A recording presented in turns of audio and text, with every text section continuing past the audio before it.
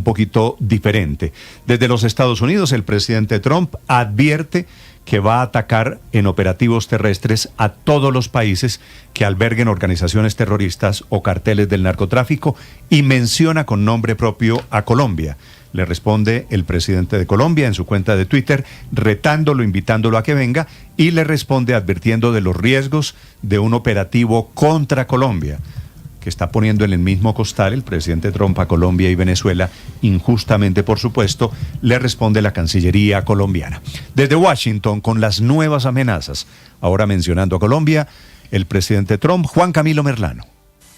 Néstor, buenos días. Con sus declaraciones, el presidente Donald Trump logra desviar la conversación un poco, que hasta ahora se estaba enfocando en una operación de cambio de régimen en Venezuela, para centrarla nuevamente en la guerra frontal contra los carteles. Y ese es el argumento para ahora mencionar a Colombia como un posible blanco de ataques terrestres.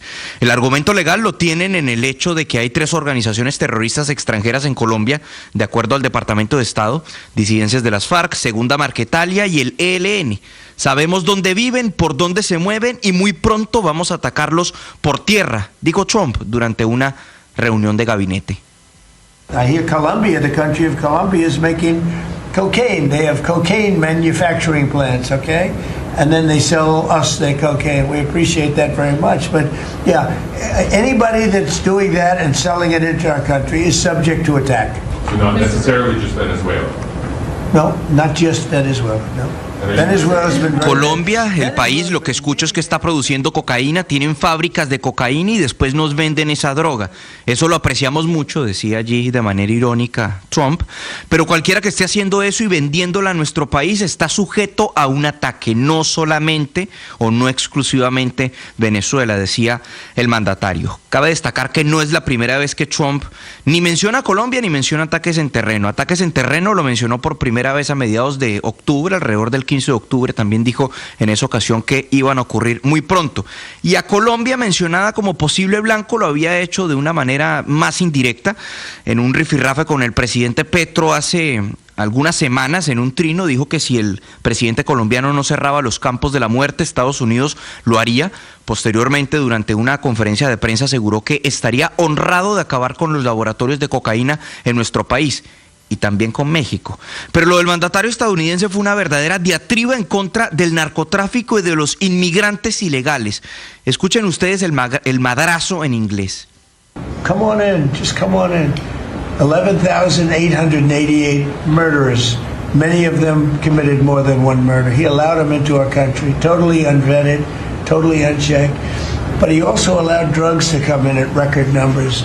And hundreds of thousands of people a year died. And we're taking those son of a bitches out, yeah.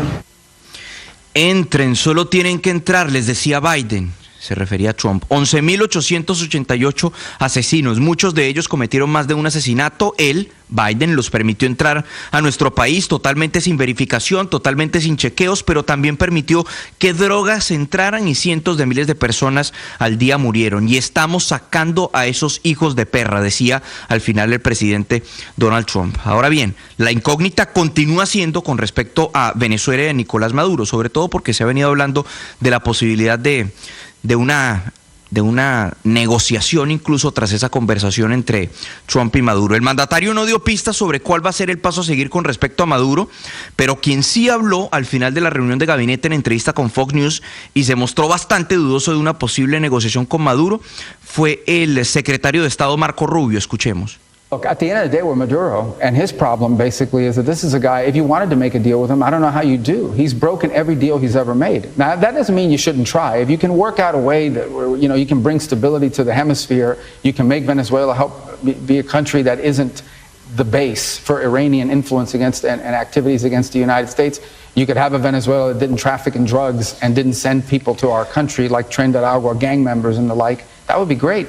The problem is Maduro has made 5 deals with different parties over the last 10 years and has broken every single one of them. The Biden administration made a El deal problema es que aquí, si quieres hacer un acuerdo con este tipo Maduro, no sé cómo lo vas a hacer. Este es un tipo que ha roto todos los acuerdos que ha hecho.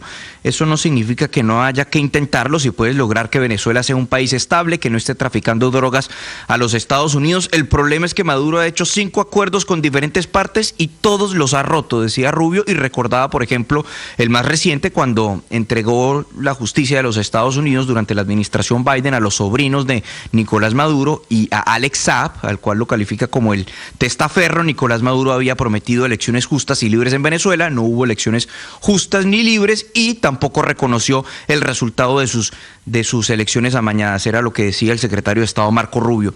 Volviendo a un momento de la reunión, cuando finalizó ayer la reunión de gabinete, uno de los periodistas le gritaba al presidente Donald Trump si Maduro había ofrecido salir del poder o había ofrecido entregar el poder. Y parece escucharse, aunque no es muy claro que se estuviera refiriendo a eso, pero parece escucharse a Trump levantándose y diciendo él lo haría. Néstor. Ricardo Ospina es periodista. Está en Mañanas Blue. Son las 6 de la mañana y 31 minutos. La relación entre Colombia y Estados Unidos en materia de lucha contra el narcotráfico es una de las más antiguas y estables del continente. Por eso resulta clave que logre superar las actuales dificultades relacionadas con la creciente tensión entre los presidentes Donald Trump y Gustavo Petro. La reciente advertencia del presidente Trump que no descarta acciones militares en Colombia para destruir laboratorios de producción de cocaína genera una serie de preocupaciones en torno a la soberanía de nuestro país y frente a las consecuencias que conllevaría una determinación de esa magnitud.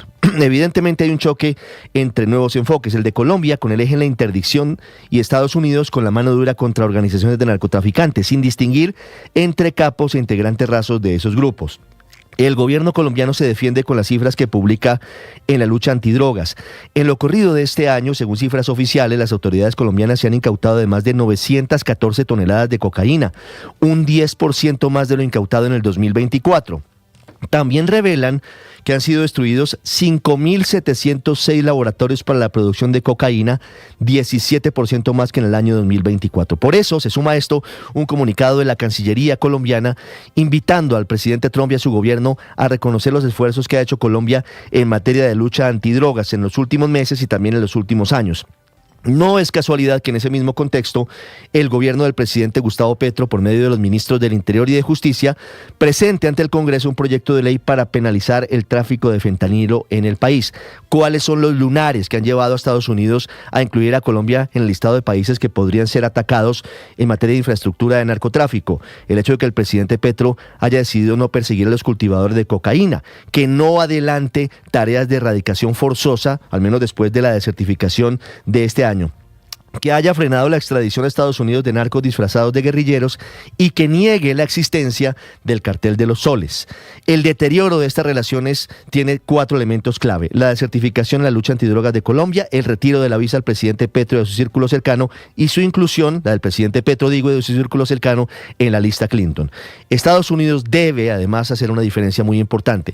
Una cosa es el gobierno actual y otra cosa el Estado colombiano, y no debe desconocer el esfuerzo de militares y de policías y las vidas que ha puesto Colombia en la lucha antidrogas, que es corresponsabilidad de los dos países.